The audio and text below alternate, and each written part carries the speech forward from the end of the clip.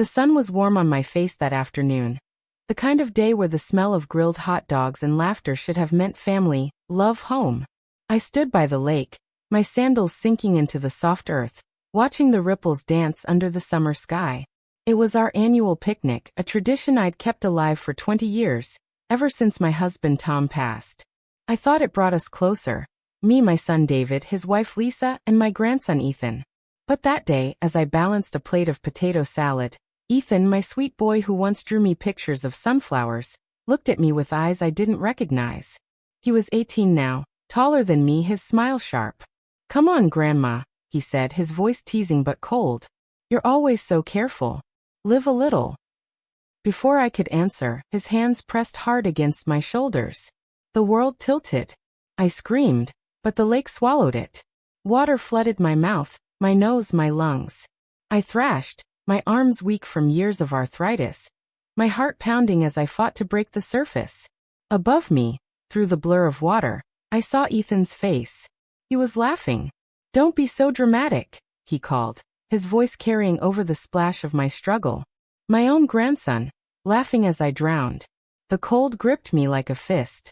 I hadn't swum since my hip surgery 5 years ago, when the doctor warned me about strain. My legs kicked uselessly, my dress heavy, pulling me down. I clawed at the water, my chest burning, my mind screaming one word. Why? Why would Ethan, the boy I'd rocked to sleep, the boy I'd saved my pension checks for, do this? I heard voices, Lisa's sharp tone, "She's fine, David, let her be," and David's silence, louder than any words. No one moved to help. Not my son, not his wife, not the neighbors who stood on the dock with their beers and burgers. I was alone, sinking, the lake closing over me like a lid. Panic surged, but something else stirred too, a spark of anger, buried deep. I wasn't ready to give up. Not yet. My fingers brushed a rock on the lake bed, and I pushed hard. My head broke the surface, and I gasped, coughing, spitting water. I dragged myself toward the shore, my knees scraping mud, my arms trembling. When I finally collapsed on the grass, soaked and shaking, I looked up. Ethan stood there, arms crossed, still chuckling with his friends. "Told you she'd make it," he said, like it was a game. Lisa sipped her iced tea, muttering, "Always making a scene." David just looked away, his face blank. I lay there, water pooling under me, my heart thudding so hard I thought it might break. No one offered a hand, a towel, nothing. I pushed myself up, my wet dress clinging to my skin, my hair dripping into my eyes. The picnic went on, laughter, clinking glasses, the sizzle of meat on the grill. Like I hadn't just fought for my life. Like I didn't exist. I walked to the picnic table, my legs wobbly, and sat down, the wood creaking under me. I stared at my hands, the wrinkles deeper in the sunlight, the veins blue under thin skin. I'd given them everything, my time, my money, my love. I'd paid for Ethan's summer camps, bought David and Lisa's car when they couldn't afford it, let them stay in my house rent-free when David lost his job. And now this. Ethan's laugh echoed in my head, sharp as a knife. I thought of my friend Betty, who'd said last month, "People only show you who they are when you stop giving them what they want." I didn't want to believe her then. Now I couldn't unsee it. I stood, my wet shoes squelching, and walked toward the house. Nobody noticed. Inside, I locked the bathroom door and peeled off my clothes. The mirror showing a woman I barely knew. Gray hair matted, eyes red from lake water, skin pale. I wrapped myself in a towel, the one I kept for guests, threadbare but clean. My hands shook, not from cold, but from something heavier, hurt, anger, betrayal. I'd raised Ethan when David and Lisa were too busy, too broke. I'd stayed up nights when he had fevers, driven him to soccer practice, saved every penny for his college fund. $30,000, scraped together over years, tucked away for his future. And he'd pushed me into the lake, laughed as I struggled. I sat on the edge of the tub, my breath uneven. The house was quiet, but outside, I heard Ethan's voice, joking with his friends. "She's tough, right?" he said, and they laughed again. I closed my eyes, the sound cutting deeper than the water had. Something shifted in me then, like a lock clicking shut. I wasn't the same woman who'd walked out to that picnic. Not anymore. Back in the kitchen, I poured myself a glass of water, my hands still trembling. David was there, scrolling on his phone, not looking up. Lisa was outside, showing off pictures of their new deck furniture to a neighbor. Ethan was by the lake, tossing a football. Life went on for them, untouched, unchanged. I sat at the table, my wet hair dripping onto my shoulders, and watched them through the window. They didn't see me. They never had. I thought of the years I'd spent making their lives easier. Cooking dinners, paying bills, keeping the house warm for them. I'd thought it was love. Now I saw it for what it was, a one-way street. I sipped my water, the glass cold against my lips. Betty's words came back again, sharper now. You're not their mother, Susan. You're their bank. I set the glass down, my fingers steady for the first time. I didn't know what I'd do next, but I knew one thing. They'd never see it coming. I wasn't drowning anymore. I was waking up. The rest of the afternoon passed in a blur. I stayed inside, drying off, changing into a clean sweater and slacks. Nobody came to check on me. Not David, who'd always called me Mom when he needed something. Not Lisa, who'd smiled at me in public but rolled her eyes behind my back. Not Ethan, who'd once climbed into my lap and said, "Grandma, you're my favorite." I sat in the living room, the old couch sagging under me, and looked at the photos on the wall. Ethan's baby pictures, his gap-toothed grin at 6, his graduation cap last year. I'd framed every moment, thinking it meant something. Now they felt like lies. I heard Lisa's laugh outside, high and fake, and David's low murmur, agreeing with whatever she said. They were planning their next vacation, I bet, somewhere warm, paid for with my savings like always. I stood and walked to the window, my shadow falling across the glass. Ethan was still by the lake, his back to the house, his friends gone now. I wondered what he saw when he looked at me. A week-old woman? A wallet? Or nothing at all? I went to my bedroom and opened the drawer where I kept my journal. It was small, leather-bound, a gift from Tom before he died. I hadn't written in it for months, but now my hands itched to hold the pen. I sat on the bed, the springs creaking, and wrote one line. They think I'm done, but I'm just starting. I stared at the words, my handwriting shaky but sure. The lake water was gone from my skin, but the sting of Ethan's laugh, Lisa's dismissal, David's silence, they stayed. I closed the journal and looked at the clock. It was almost evening, the light fading outside. I could hear them packing up the picnic, the clatter of plates, the hum of their voices. They'd leave soon, back to their house, their lives, expecting me to clean up, to wait, to give. I stood, my knees aching but my mind clear. I didn't know what I'd do yet, but I knew it would be different. I'd spent years keeping them afloat. Now it was my turn to swim. The house was quiet now, the picnic packed up, the last car pulling out of the driveway. I stood by the bedroom window, my journal still open on the bed. The words they think I'm done, but I'm just starting staring back at me. My sweater was dry, but my heart felt heavy, like it was still soaked from the lake. I heard Ethan's laugh in my head, sharp and cruel, and Lisa's voice, always making a scene. I wanted to scream, to march outside and demand why they treated me like this. But I didn't. I sat back on the bed, my hands folded, and let the silence settle. That's when I heard it, a soft creak from the hallway. Someone was still in the house. My stomach tightened. I thought they'd all left. I stood, my knees stiff, and opened the bedroom door. There was Ethan standing in the living room, holding my old photo album, the one with his baby pictures.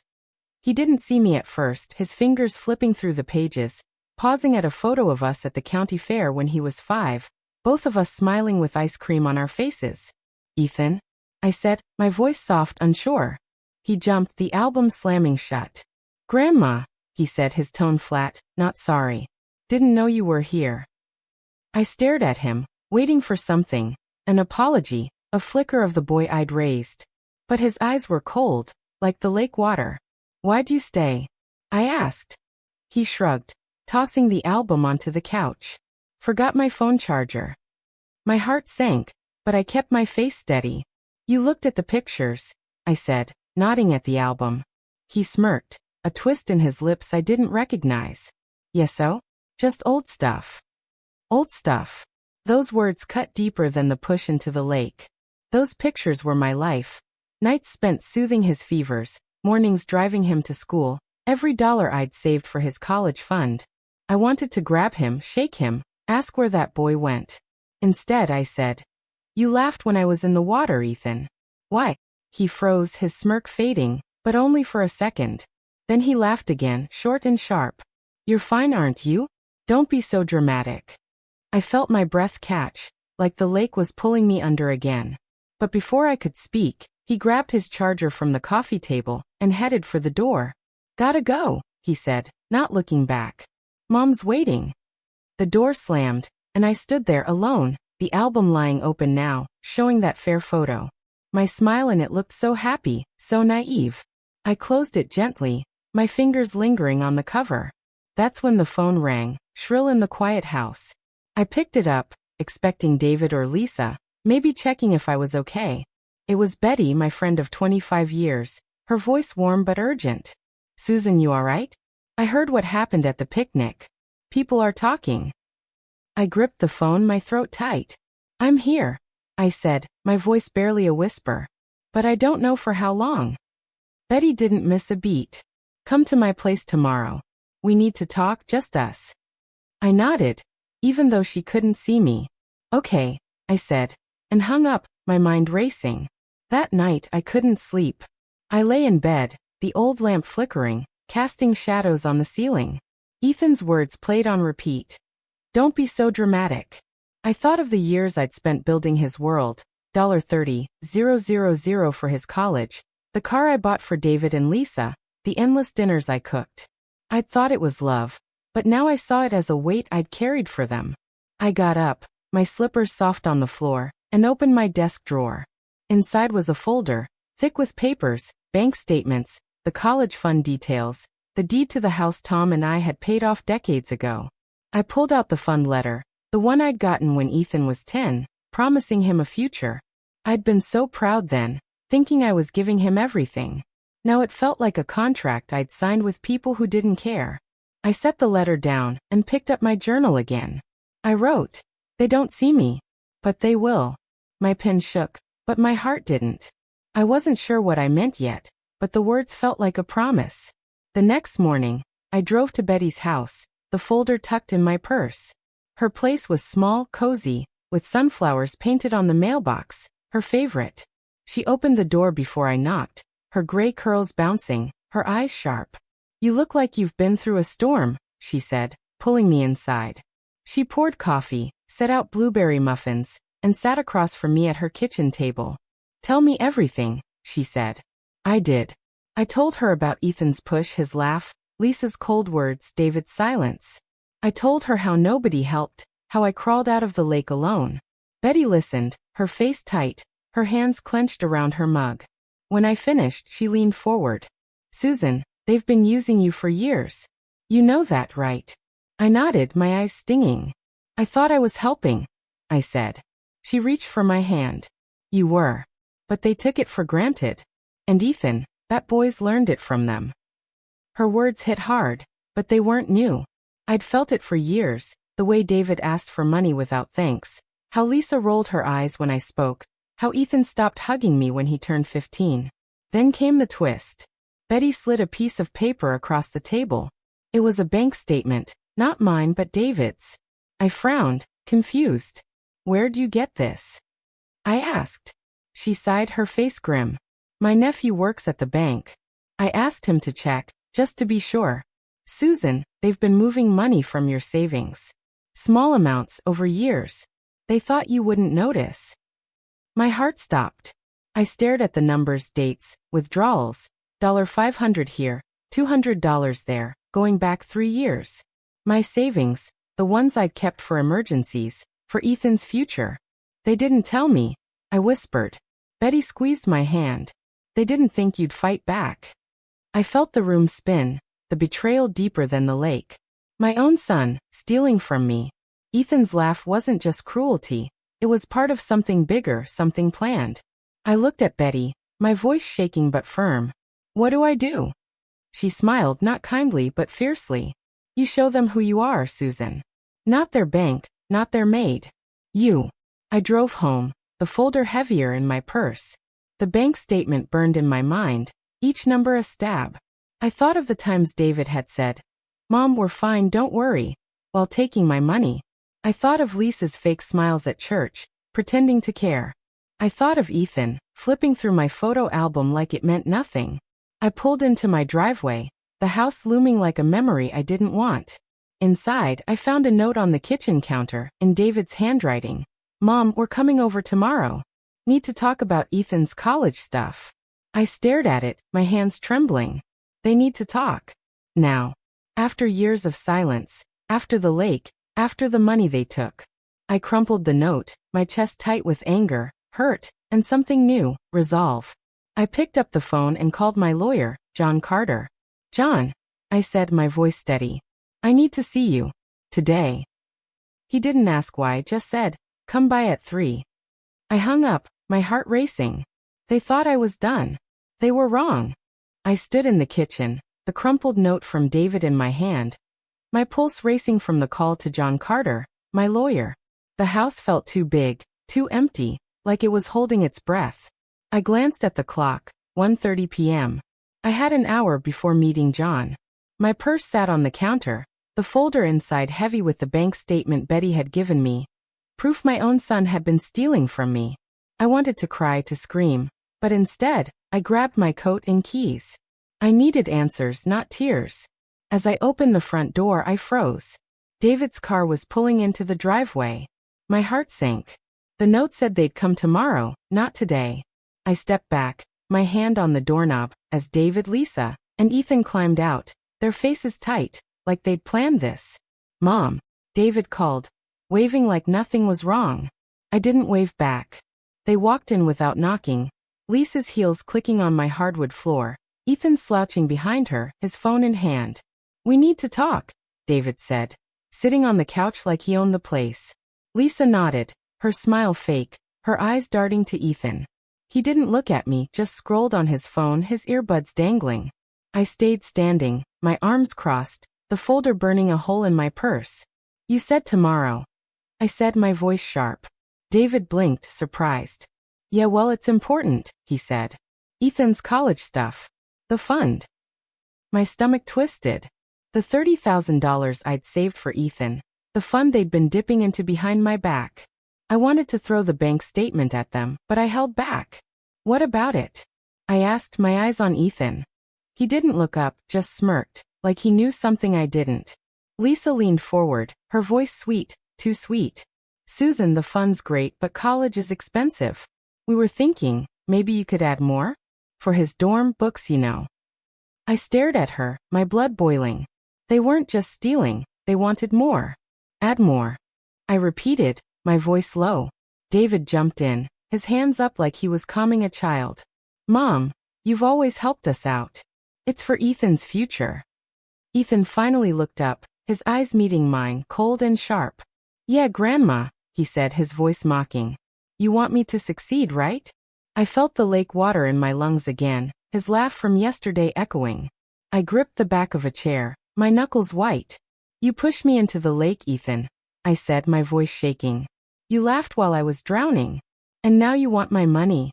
The room went quiet, like the air had been sucked out. David's face flushed, Lisa's smile froze, and Ethan's smirk vanished. "Mom, come on," David said, laughing nervously. It was a joke. He didn't mean it. Lisa nodded, her voice shrill. "You're blowing this out of proportion, Susan. He's just a kid."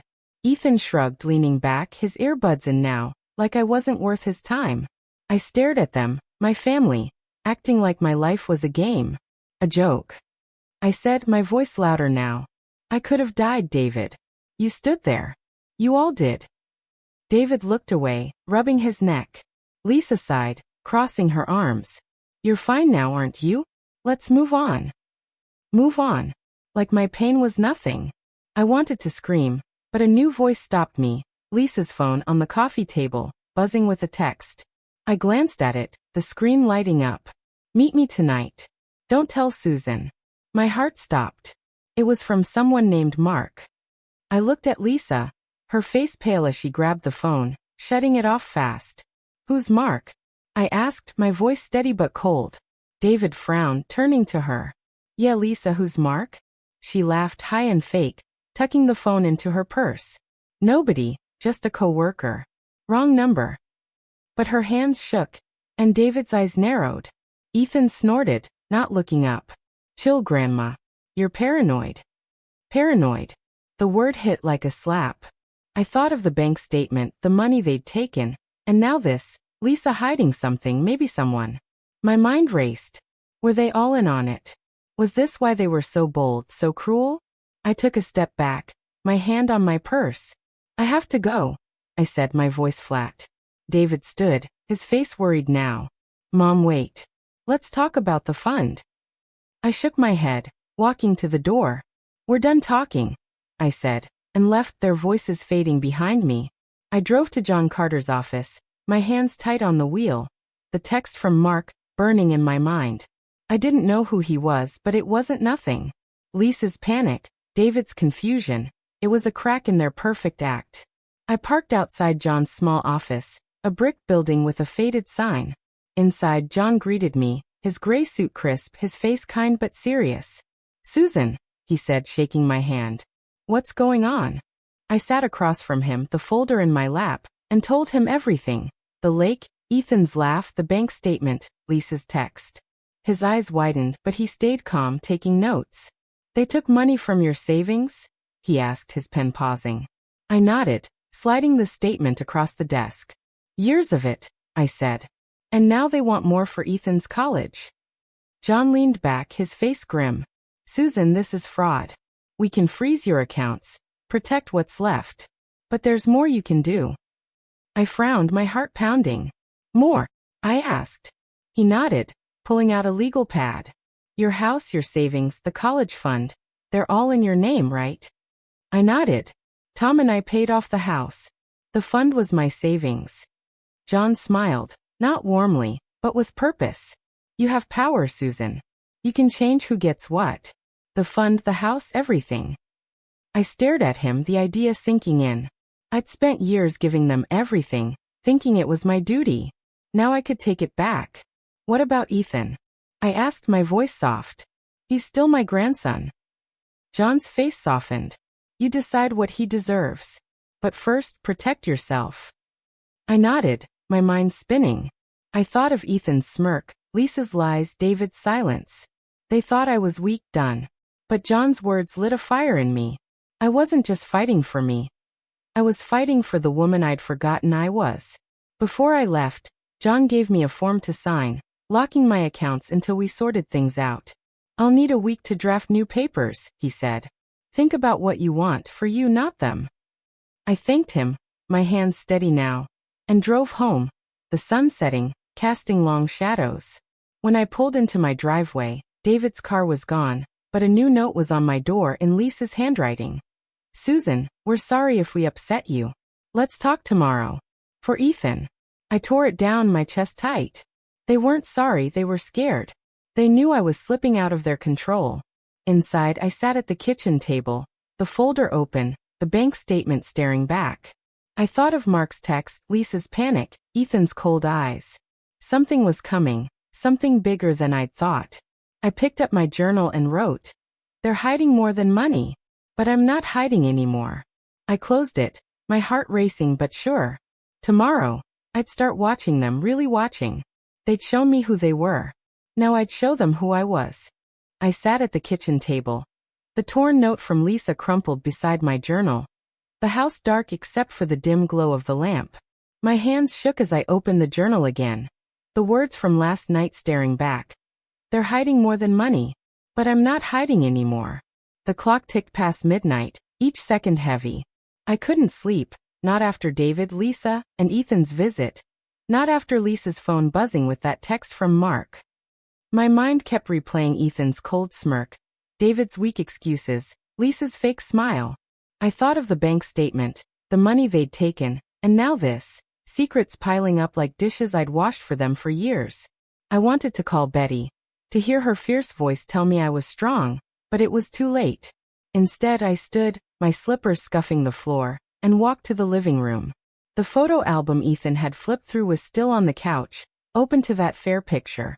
I traced my finger over 5-year-old Ethan's smile, my heart aching. Where had that boy gone? The doorbell rang sharp and sudden, making me jump. It was 12:30 a.m. Nobody came this late. My stomach twisted as I peeked through the curtain. It was David alone, his face pale under the porch light, his hands stuffed in his jacket. I opened the door, my voice tight. "What are you doing here, David?" He stepped inside without asking, his eyes red, like he hadn't slept either. "Mom, we need to talk," he said, his voice low, almost a whisper. I crossed my arms, the folder with the bank statement still in my purse on the counter, close enough to grab. "You didn't want to talk yesterday," I said. "When Ethan pushed me into the lake. When Lisa called me dramatic." David flinched, running a hand through his hair. "I know, Mom. I messed up. We all did. I'm sorry. Sorry." The word felt hollow, like a check with no money behind it. I stared at him, waiting, my heart caught between hope and hurt. "Sit down," I said, pointing to the couch. He sat, his shoulders slumped, looking smaller than I'd ever seen him. "Why now?" I asked, standing, not ready to let him off. He sighed, his eyes on the floor. "I saw Lisa's phone after you left. That text from Mark. It's not just a coworker, Mom. She's been seeing him. For months." My breath caught, the room tilting. Lisa, cheating on my son. I thought of her fake smile, her quick grab for the phone. "You knew?" I asked, my voice shaking. David shook his head fast. "No, I swear. I found out tonight. I checked her phone while she was asleep. There were messages, pictures. It's real." His voice broke, and for a moment, I saw the boy he'd been, crying when Tom died, needing me. I wanted to hold him, but the bank statement flashed in my mind. His name on those withdrawals. "Why should I believe you?" I said, my words sharp. "You've been taking my money, David. For years." His head snapped up, his face pale. "What are you talking about?" he said, but his eyes flickered guilty. I walked to my purse, pulled out the bank statement, and dropped it on the coffee table. "This," I said. "You and Lisa, taking my savings. Don't lie to me." David stared at the paper, his hands shaking. "Mama, it was for Ethan. For his future. We didn't think you'd mind." I laughed, a bitter sound that surprised me. "Didn't think I'd mind? You stole from me, David. While I was drowning, you stood there. And now you're here, crying about Lisa?" He looked up, tears in his eyes. "I'm not like them, Mom. I messed up, but I love you. I need you." I wanted to believe him, my heart aching for the son I'd raised, but Ethan's laugh, Lisa's lies, they were too loud. "You need my money," I said, my voice cold. "Not me." David stood, his face twisting. "That's not fair," he said. "I came here to fix things. To tell you about Lisa. I thought you'd understand." I stepped closer, my hands trembling but my voice steady. "Understand? I almost died, David. Your son laughed. Your wife lied. And you took my money. What's there to understand?" He opened his mouth, then closed it, his eyes dropping. "I didn't know about Ethan," he whispered. "Not until tonight. He told me he pushed you as a dare. His friends bet him $20. A dare. My grandson almost killed me for $20.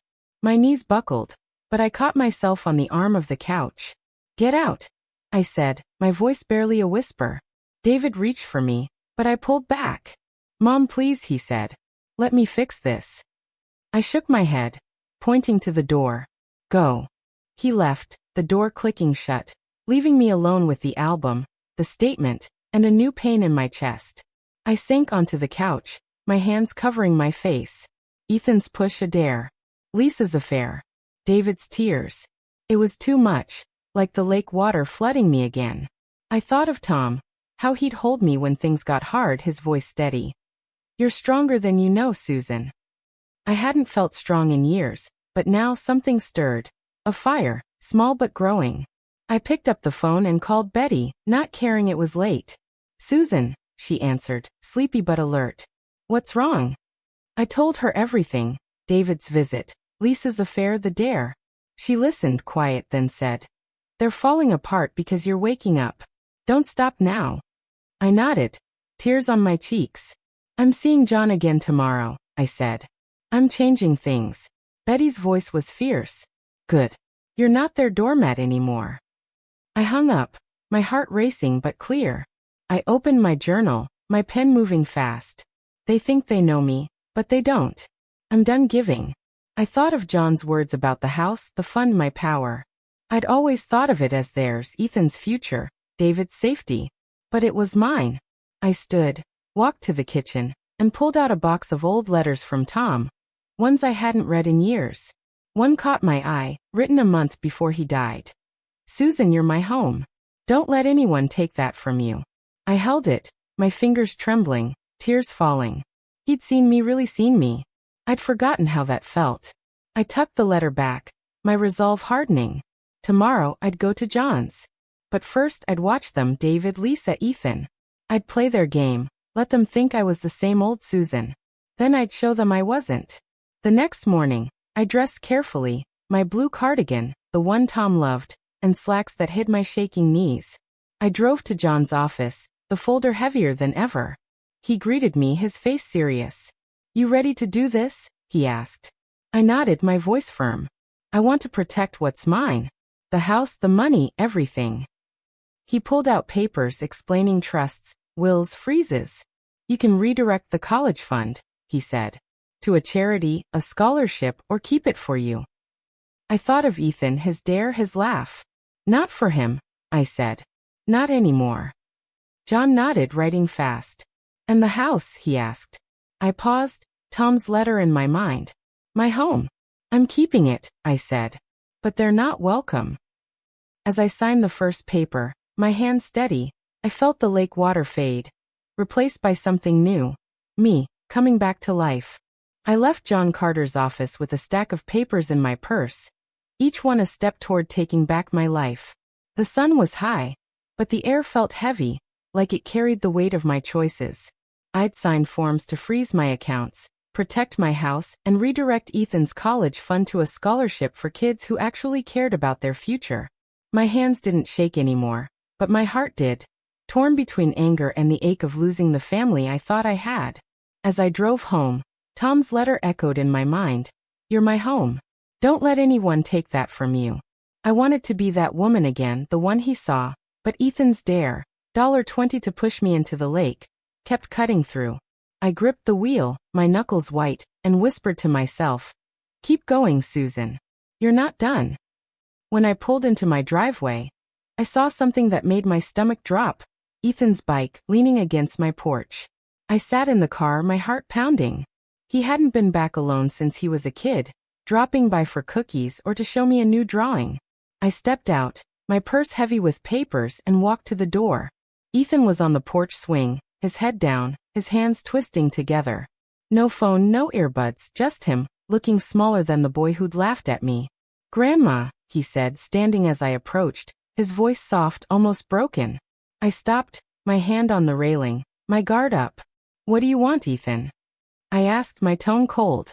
He flinched, his eyes meeting mine, wet and red. I need to talk, he said. Please. I wanted to send him away, to shut the door on his dare, his laugh, but something in his face, maybe a shadow of the boy he'd been, made me pause. 5 minutes, I said, opening the door. He followed me inside, his steps slow, like he was afraid. We sat in the living room, the photo album still on the couch between us. I didn't touch it, didn't look at it. Say what you came to say, I said, my arms crossed. Ethan swallowed, his hands shaking. I'm sorry, he said, his voice cracking. For the lake. For everything. I stared at him, my heart twisting. Sorry. The same word David had used, but Ethan's felt different, raw, like it hurt him to say it. You pushed me for a dare. I said, my voice sharp. $20, Ethan. Was that all I'm worth? He looked down, tears falling onto his jeans. It wasn't just the dare, he said. I was mad. At you, at Mom, Dad. Everything. I frowned, leaning forward. Mad at me? What did I do but give you everything? He wiped his eyes, his voice low. You gave too much, Grandma. I felt trapped. Like I had to be perfect for you. And I'm not. His words hit like a punch. Trapped. I'd spent years saving for him, loving him, thinking it was enough. I opened my mouth, but he kept going. Mom and Dad, they're always fighting, he said. About money, about Mark. I heard them last night screaming. Dad said he's leaving her. My breath caught. David hadn't told me that part, only about Lisa's affair. I leaned back, my mind racing. Why tell me this? I asked. Ethan looked up, his eyes desperate. Because I don't know what to do. I messed up, Grandma. I know I did. But I don't want to lose you. My heart cracked. The boy I loved fighting with the boy who'd hurt me. I wanted to hug him, to say it was okay, but the bank statement, Lisa's text, David's lies, they were all there too. You laughed, Ethan, I said, my voice shaking. I was drowning and you laughed. He stood, pacing, his hands in his hair. I know, he shouted, then stopped, his voice dropping. I hated myself after. My friends, they egged me on, said it'd be funny. I didn't think you'd. I didn't think.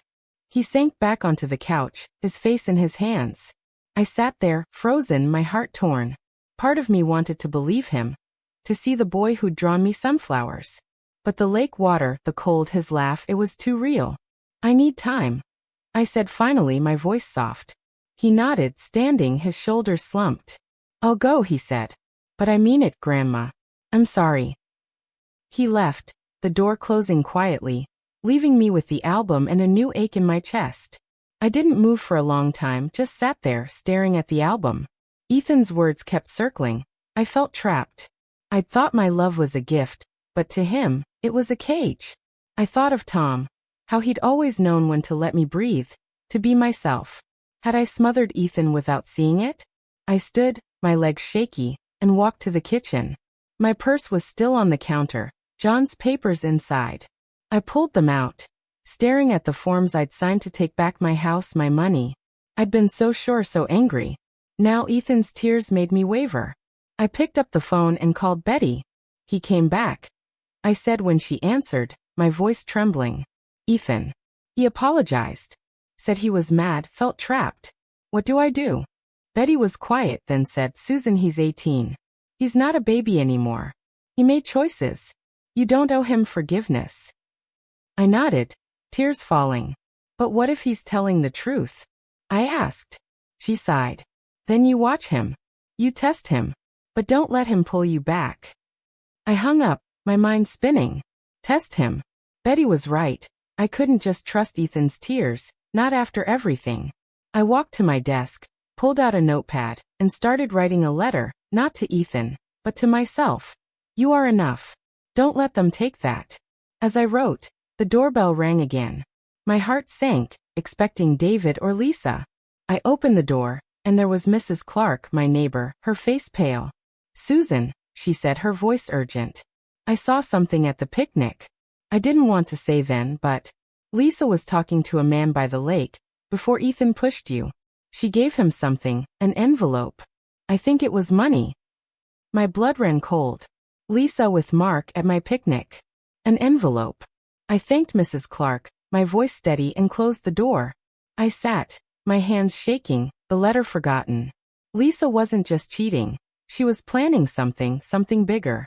I grabbed my journal, my pen flying. They're not just taking my money. They're taking my life. I stood, my resolve back sharper now. I'd go to John tomorrow. But first, I'd find out what Lisa was hiding. The house felt colder after Mrs. Clark left. Her words about Lisa and the envelope echoing in my head. I stood in the kitchen, my journal open, my last entry staring back. They're not just taking my money. They're taking my life. My hands shook, not from fear, but from a fire I hadn't felt in years. Lisa, slipping an envelope to a man at my picnic. While Ethan pushed me into the lake for a dare. While David stood by, silent. I wanted to march to their house, demand answers, but I knew better. I needed proof, not just anger. I sat down, my coffee cold, and thought of Tom's voice, calm and steady. You're stronger than you know, Susan. I held on to that, my heart heavy but sure. I'd see John Carter tomorrow, lock down my money, my house. But first, I'd watch them, Lisa, David, Ethan, like Betty said. I'd play their game, pretend I was the same old Susan, until I knew the truth. The next morning, I woke early, my body aching from sleepless nights. I dressed in my gray sweater, the one Ethan used to say made me look cozy, and drove to the diner where Betty worked weekends. It was a small place, smelling of pancakes and coffee, with red booths and a jukebox that hadn't worked in years. Betty saw me walk in, her apron stained, her smile warm but worried. "Susan, you look like you've seen a ghost," she said, sliding into the booth across from me. I told her about Mrs. Clark, the envelope, Lisa's secret with Mark. Betty's eyes narrowed, her hands gripping her coffee mug. "She's up to something," she said. "You need to be careful. They're desperate now, especially after you froze the accounts." I nodded, my stomach twisting. "Ethan came by last night," I said, my voice low. "He apologized, said he felt trapped. I want to believe him, Betty, but I don't know." She reached for my hand, her grip firm. "Don't let him pull you back, Susan. He's got to prove it, not just cry." I sipped my coffee, the warmth doing little to ease the chill inside. "What if I'm wrong?" I asked, my voice breaking. "What if I push them away and lose them for good?" Betty leaned forward, her eyes fierce but kind. "You didn't push them, Susan. They pushed you literally. You're not losing them. They're losing you." Her words hit hard, like a truth I'd been dodging. I thought of Ethan's tears, his confession about feeling trapped. I wanted to hold on to the boy who'd drawn me sunflowers, but the lake, his laugh, the dare, they were louder. I nodded, tears stinging my eyes. "I'm seeing John again today," I said. "I'm changing everything, the fund, the house. They don't get to take any more." Betty smiled, fierce and proud. "That's my girl," she said. "You're waking up." I left the diner, my heart a mix of hurt and hope, and drove to the library. I needed a quiet place to think, to plan. The library was small, with worn carpet and shelves packed tight. I found a corner table, pulled out my journal, and started writing. I gave them everything, but they took more. Now I take back me. As I wrote, my phone buzzed, a text from Lisa. "Susan, can we meet? Just you and me. I want to explain." My heart raced. "Explain what?" "Mark. The envelope?" I stared at the screen, my thumb hovering. I typed back, "Where? When?" Her reply came fast. "My house, 2 p.m. Please." I leaned back, my mind spinning. This was it, a chance to see what she was hiding. But Betty's warning rang in my ears. "Be careful." I tucked my journal away, my resolve hardening. I'd go, but I wouldn't go blind. At 2 p.m., I pulled into David and Lisa's driveway, their house neat with its white shutters and flower beds I'd helped plant years ago. Lisa opened the door before I knocked, her face pale, her smile forced. "Susan, thanks for coming," she said, her voice too sweet. I followed her inside, the air thick with tension. The living room was tidy, but I noticed a suitcase by the stairs, half-packed. My stomach twisted. Was David really leaving her like Ethan said? Or was it something else? "Sit," Lisa said, pointing to the couch. I stayed standing, my purse tight against me, John's papers inside. "What's this about?" I asked, my voice steady. She sat, her hands twisting in her lap. "I know you're upset," she said. "About the picnic, Ethan, everything. I want to make it right." I stared at her, her eyes avoiding mine. "Make it right," I said. "You watched me drown, Lisa. You called me dramatic. And who's Mark?" Her face froze, her hands stopping. "Mark," she said, laughing, but it was shaky. "Just a friend. You're misunderstanding." I stepped closer, my voice low. "I saw the text. And Mrs. Clark saw you give him an envelope at the picnic. What was it?" Lisa stood, her eyes flashing. "You're spying on me now?" she said, her voice sharp. "After all we've done for you?" I laughed, the sound bitter. "Done for me? You took my money, Lisa. You and David for years." She blinked, her face paling, but she didn't deny it. Instead, she stepped closer, her voice dropping. "Susan, you don't get it. We needed that money. For Ethan, for us. And Mark, he's helping us. You wouldn't understand." I stared at her, my heart pounding. Helping them? With what? Before I could speak, the door opened, and David walked in, his face tired, his eyes red. "Mom," he said, surprised. "What's going on?" Lisa turned, her voice sharp. "She's accusing me, David. About Mark, about money." David looked at me, then her, his jaw tight. "Lisa, tell her," he said. "Tell her the truth." My breath caught. "The truth?" Lisa shook her head, her eyes wet. "Don't, David. she said, but he ignored her. Mom, he said, his voice breaking. Mark's not just her friend. He's a lawyer. We hired him to sell your house. My world stopped. Sell my house. The one Tom and I built. The one I'd signed to protect with John just yesterday. You what? I whispered, my legs weak. David looked down ashamed. We thought you'd move in with us, he said. We needed the money. Ethan's college, our debts. Lisa grabbed his arm. Stop it, David, she snapped, but he pulled away. She deserves to know, he said. I sank onto the couch, my heart shattering. My home, where I'd raised David, where Tom's memory lived, they'd planned to take it without a word. I looked at Lisa, her face hard now, no more fake smiles. You thought I'd just agree? I asked, my voice shaking. She shrugged, her voice cold. You're old, Susan. You don't need that big house. I stood, my hands trembling, but my voice steady. It's my home, I said. And you don't get to decide. I grabbed my purse, my heart racing, and walked to the door. David called after me. Mom, wait. But I didn't stop. I drove home, tears blurring the road, Tom's letter in my mind. Don't let anyone take that from you. They tried to take everything. My money, my home, my heart. But I wasn't done. I pulled into my driveway, my journal waiting inside. I wrote, they want my home. But it's mine. And I'm keeping it. I'd go to John tomorrow, make sure they couldn't touch it. And I'd find out what else they were hiding. I sat in my driveway, the car engine still ticking, my hands gripping the wheel as Lisa's words burned in my mind. You're old, Susan. You don't need that big house. My home, the one Tom and I had filled with laughter, love, and dreams. They'd planned to sell it, to take it like they'd taken my money, my trust. Tears stung my eyes, but I wiped them away, my heart heavy but fierce. I thought of Tom's letter, his words like a lifeline. You're my home. Don't let anyone take that from you. I wouldn't let them. I grabbed my purse, John's papers safe inside, and walked into the house. The quiet felt different now, not lonely but mine. I set my journal on the kitchen table, my pen moving fast. They want everything, but they get nothing. This is my fight. I was ready to see John tomorrow, to make sure my house, my life stayed mine. But the night had more surprises waiting. As I made tea, the phone rang, shrill in the silence. It was Ethan, his name on the screen making my heart skip. I hesitated, my hand hovering, remembering his tears, his apology, the dare. I answered, my voice cautious. Ethan, it's late, I said. His voice was shaky, almost a sob. Grandma, I need you. Please come to the park. I'm by the swings. My stomach dropped. The park was a block away, where I'd pushed him on those swings as a kid. What's wrong? I asked, my voice soft but firm. He sniffled, his words rushed. I can't go home. Mom and Dad, they're fighting bad. I messed up, Grandma. Please. My heart twisted, the boy I loved breaking through the pain of his laugh, his betrayal.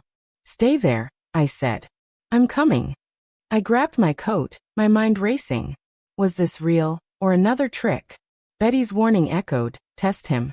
I'd go, but I'd watch him close. The park was dark, the swings creaking in the breeze. Ethan sat on one, his head down, his hoodie pulled tight.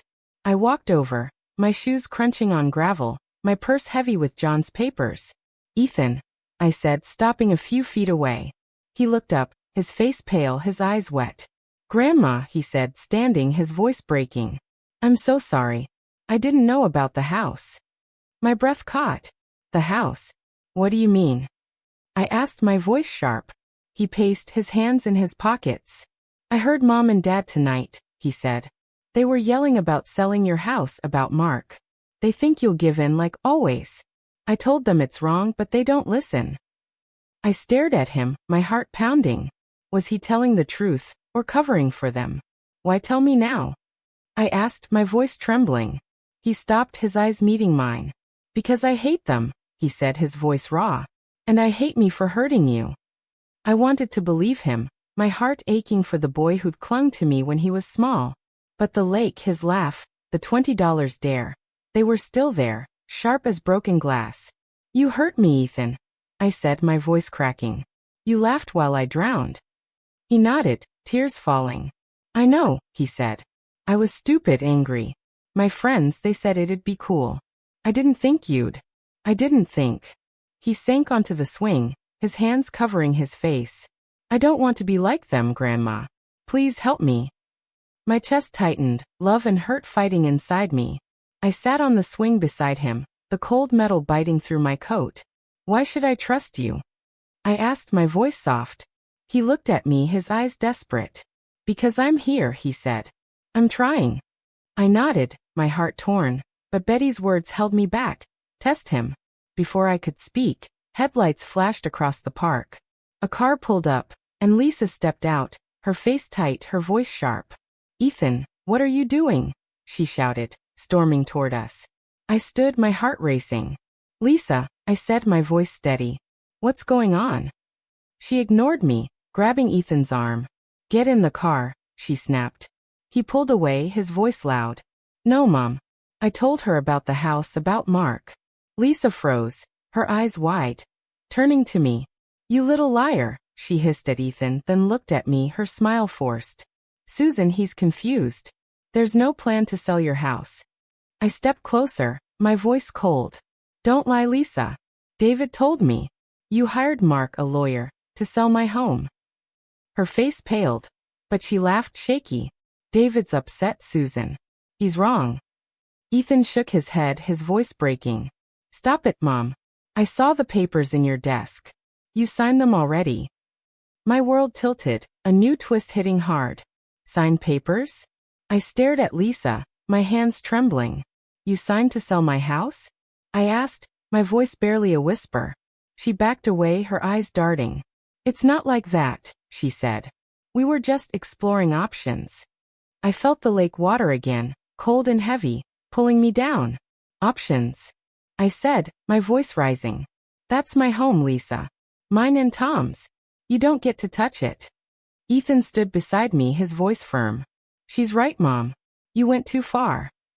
Lisa's face twisted, her voice sharp. You ungrateful brat, she said to Ethan, then turned to me. And you, Susan, always playing the victim. We did this for you, for Ethan's future. I laughed, bitter and raw. For me? You stole my money, planned to take my home. You're not family. You're thieves. Lisa lunged toward Ethan, but I stepped between them, my heart pounding. Enough, I said, my voice steady. Go home, Lisa. We're done. She stared at me, her eyes blazing, then turned and stormed to her car, slamming the door. The car sped off, leaving Ethan and me in the dark. He sank onto the swing, his head down. I'm sorry, Grandma, he whispered. I didn't know it was this bad. I sat beside him, my heart heavy but clear. I want to believe you, Ethan, I said. But you've got to show me, not just say it. He nodded, his voice small. I will. I promise. I looked at him, the boy I'd loved, the boy who'd hurt me. I didn't know if I could trust him, but I'd give him a chance, one chance. We walked back to my house, the night quiet except for our footsteps. Inside I made cocoa, like I used to when he was little. We sat at the kitchen table, the steam rising between us. What now? Ethan asked, his voice soft. I sipped my cocoa, Tom's letter in my mind. I'm protecting what's mine, I said. My house, my money. And you decide who you want to be. He nodded, his eyes wet. I don't want to be like them, he said. I reached for his hand, my heart aching. Then don't, I said. As he left, I locked the door, my journal waiting. I wrote. They signed papers to take my home. But I'm fighting back. And Ethan, he's trying. Maybe. I closed it, my resolve sharp. Tomorrow, I'd go to John, stop Lisa's plan. But first, I'd call Betty. I needed her strength, her fire. The truth was coming. And I was ready. The kitchen was quiet after Ethan left, the cocoa mug still on the table, steam gone cold. I sat there, my journal open, my last words staring back. They signed papers to take my home. But I'm fighting back. And Ethan, he's trying. Maybe. My heart felt like a tangled knot. Hope for Ethan battling the pain of Lisa's betrayal, David's silence, the plan to sell my house. I wanted to believe Ethan's promise, his tears, but the lake water, his laugh, lingered like a bruise. I picked up the phone to call Betty, needing her fire to keep me steady. Her voice was groggy but sharp. Susan, it's past midnight. What happened? I told her about the park, Ethan's confession, Lisa's papers to sell my house. She signed them, Betty, I said, my voice shaking. They were going to take my home without telling me. Betty's voice was fierce. You stopped them, Susan. You're stronger than they know. Go to John first thing. I nodded, tears in my eyes, and hung up. I couldn't sleep, my mind racing with Lisa's cold words, Ethan's shaky promise, David's broken confession. I walked to the living room, the photo album still on the couch, its pages heavy with memories I wasn't sure I could trust anymore. I sat, flipping to a picture of Tom and me, his arm around me, both of us laughing at a picnic years ago. His letters' words echoed, "You're my home."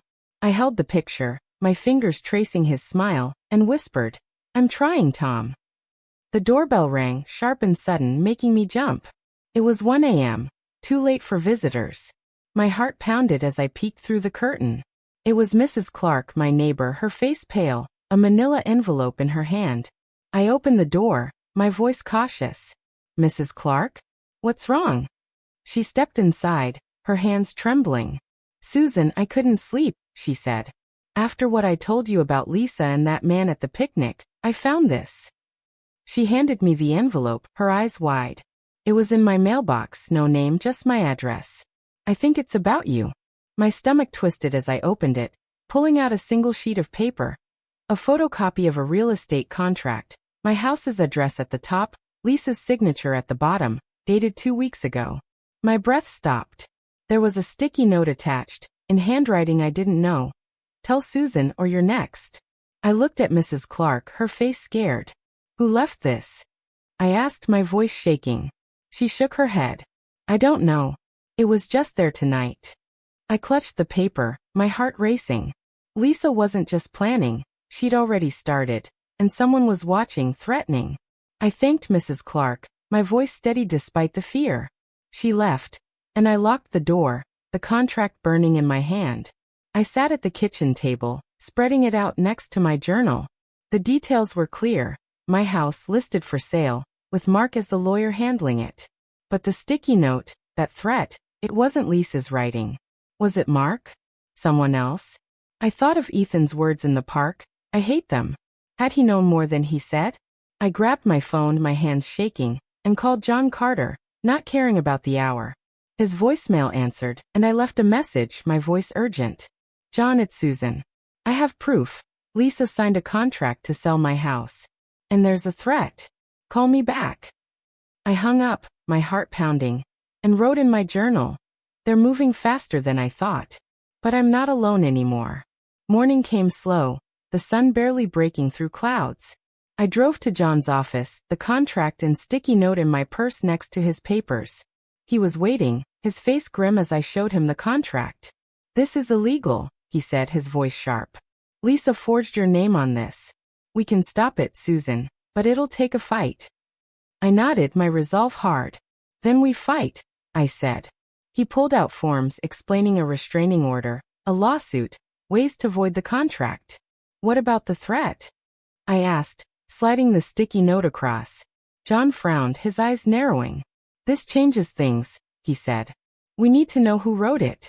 Could be Mark, or someone working with Lisa." I leaned back, my mind spinning. What if it's Ethan? I whispered, my heart breaking at the thought.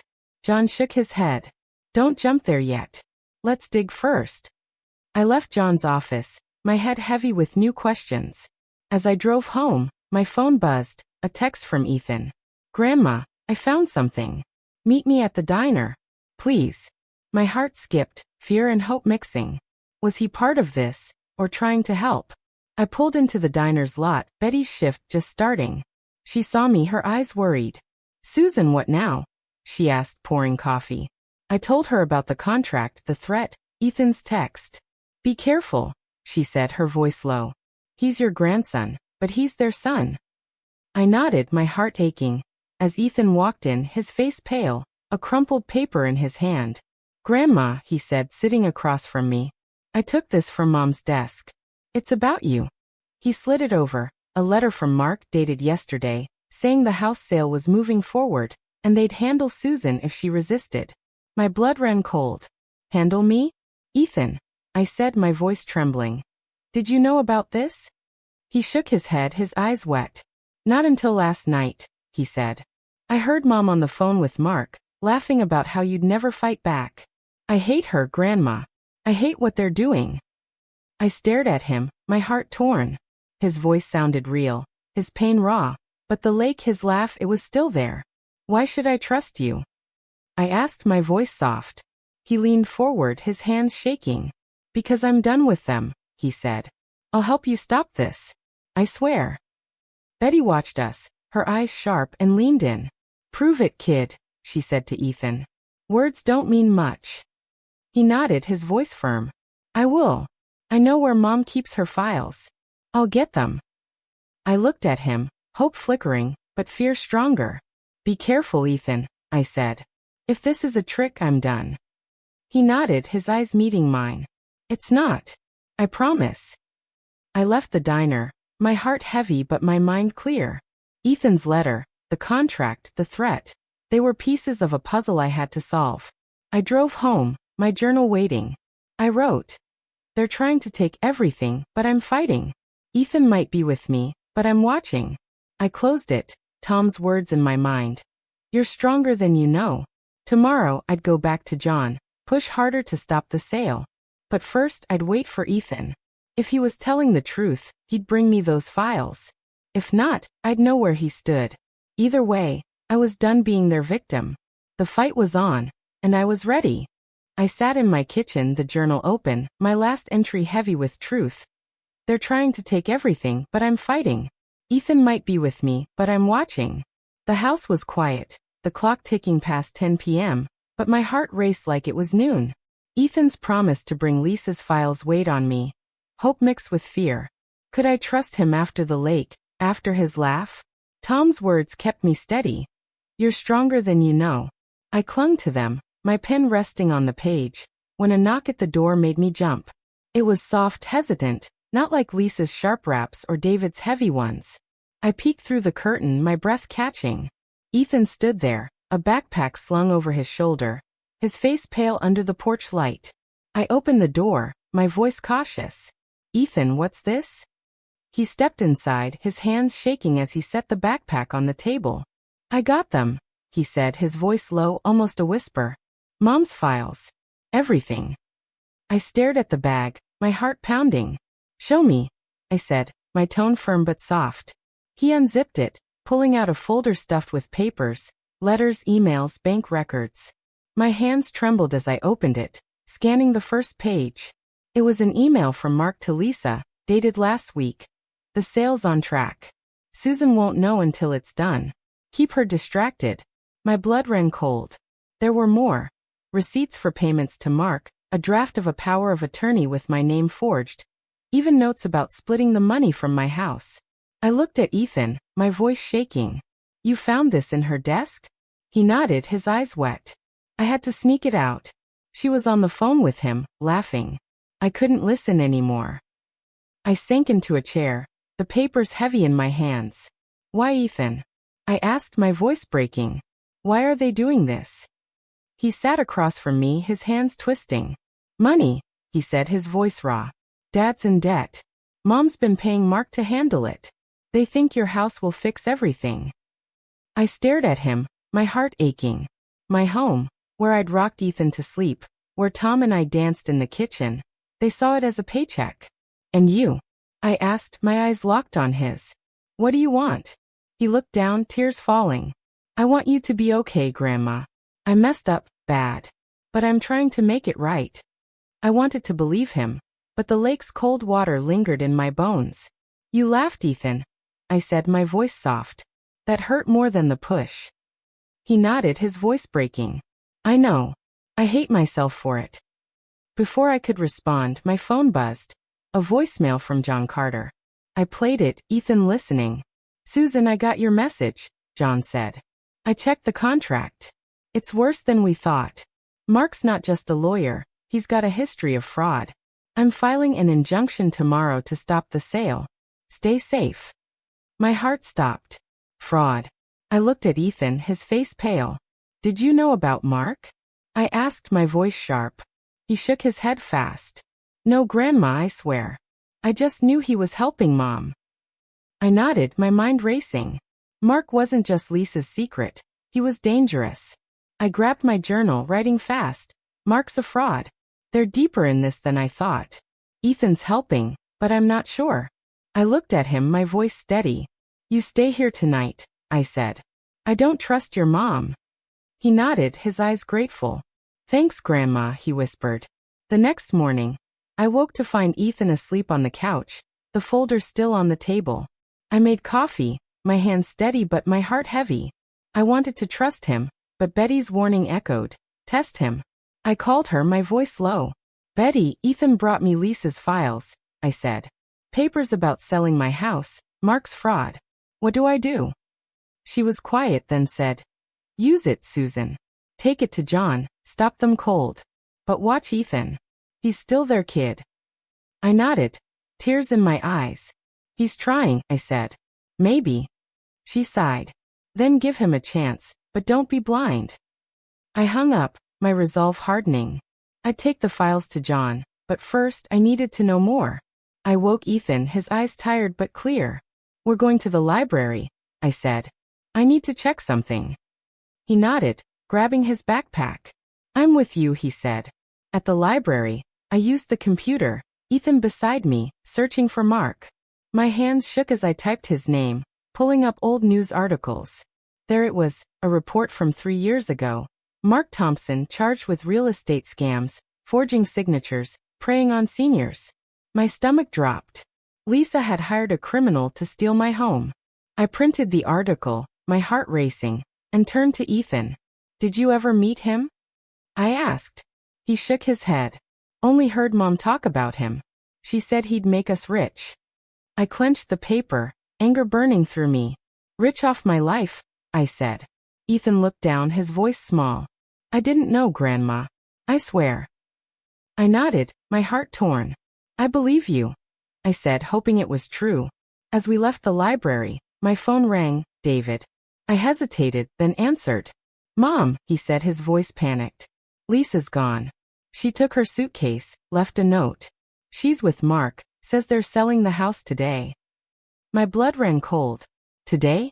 I looked at Ethan, his face pale. Grandma, what do we do? He asked, his voice shaking. I grabbed his hand, my voice firm. We go to John now. We stop this. We drove to John's office, the files and article in my purse, my heart pounding. John was ready, his face grim as I showed him the papers. This is enough, he said. I'm filing now. The sale's dead. I nodded, relief mixing with fear. What about Lisa? I asked. John frowned. If she's with Mark, she's in trouble. He's not just a fraud, he's got connections. Dangerous ones. My heart sank, a new twist hitting hard. Lisa wasn't just betraying me. She was in over her head, and maybe Ethan too. I looked at Ethan, his face scared but determined. I'm with you, Grandma, he said. I nodded, my heart heavy but strong. Then let's finish this, I said. I wrote in my journal later. Lisa's running, but she won't take my home. Ethan's trying, but danger's close. I closed it, Tom's words in my mind. You're stronger than you know. I was ready for John to stop the sale, but Lisa and Mark, they were a storm coming.